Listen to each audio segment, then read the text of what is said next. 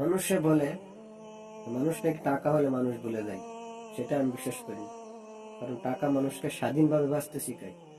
টাকা মানুষের অনেকগুলো চাহিদা পূর্ণ করে। তবে হ্যাঁ, এই পৃথিবীতে যত মানুষ আপনি দেখছেন, সবাই মুখোশ করা অভিনয়, মানুষের সাথে অভিনয় করছে এবং নিজের সাথে অভিনয় করছে মানুষ। তবে টাকা হলে তার আসল রূপটা প্রকাশ করে। যে দানশীল সে দান করে, যে দাম্ভিকতা সে দাম্ভিকতা দেখায়, যে অহংকারগিরি সে অহংকার দেখায়।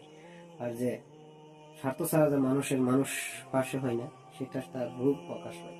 আর এইভাবে যত মানুষ আপনি দেখছেন না কেন, তারা মানুষ রূপে মুখোশ করে আপনার সামনে চলাফেরা করছে, আপনার সাথে মিলামেশা করছে।